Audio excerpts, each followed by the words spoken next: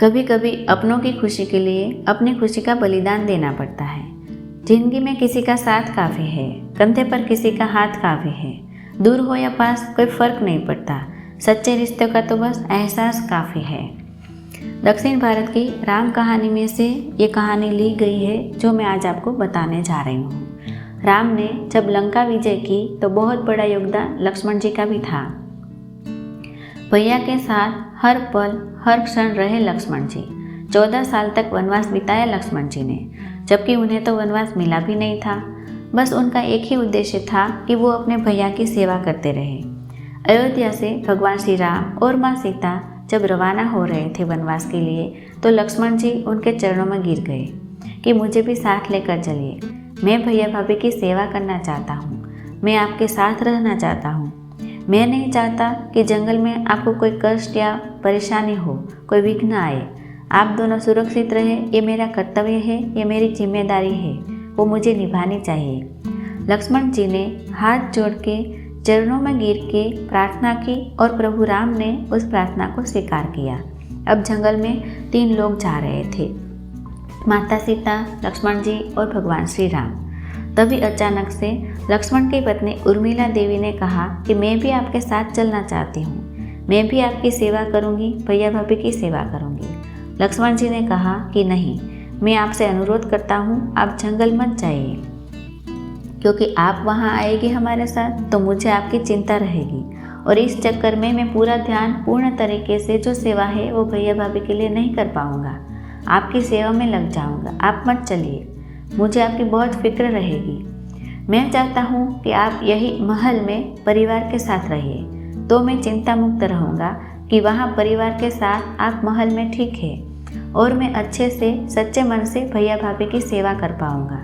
अनिच्छा से उर्मिला जी महल में रुक गई। लक्ष्मण जी ने उन्हें कहा तो वो महल में रुक गई।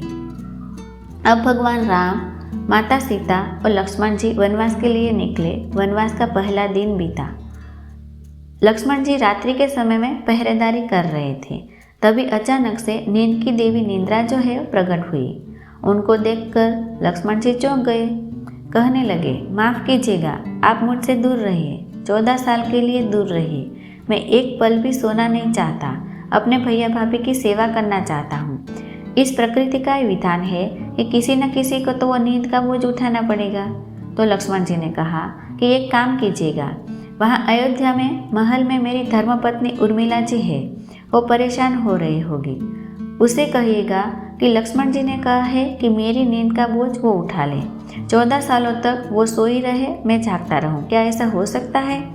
निंद्रा देवी ने बात मान ली तो उर्मिला जी ने पास गई, उसको बात समझाई। उन्होंने सहर्ष इस बात का स्वीकार कर लिया। वनवास के लिए 14 साल तक लक्ष्मण जी जागते रहे, एक पल भी सोए नहीं और वहाँ उर्मिला जी सोती रही। इतना स्नेह समर्पण था लक्ष्मण जी का। रावण का पुत्र मेघनाद था जो अजय था, उनको एक ही आदमी हरा सकता था जो कि 14 साल तक सोया नहीं था। इस प्रकार लक्ष्मण जी उस रावण के पुत्र मेघनाद को मारने में सक्षम थे। भगवान श्री राम श्रीलंका विजय करके माता सीता जी के साथ, लक्ष्मण जी के साथ अयोध्या में पहुँचे। उनका राज्याभिषेक हो रहा था। श्री राम जी को मुकुट पहनाया जा रहा था, तालियां बज रही थी, उत्सव का माहौल था।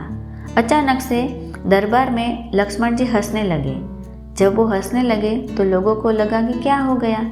किसी ने धीरे से लक्ष्मण जी से पूछा, क्या बात है, आप क्यों हंस रहे हो?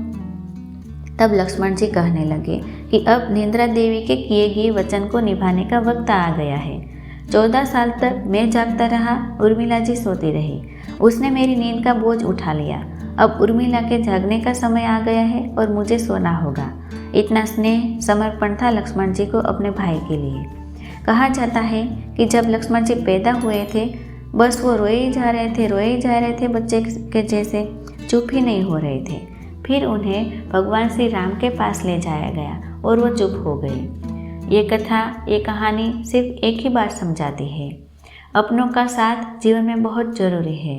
बहुत सारे लोग जीवन में भाग्य का निर्माण कर सकते हैं, लेकिन परिवार का निर्माण बहुत कम लोग कर पाते हैं। सबको साथ लेके बहुत कम लोग चल पाते हैं। परिवार में सबको एक दूसरे के लिए समर्पण यही सिखाती है हमें रामायण।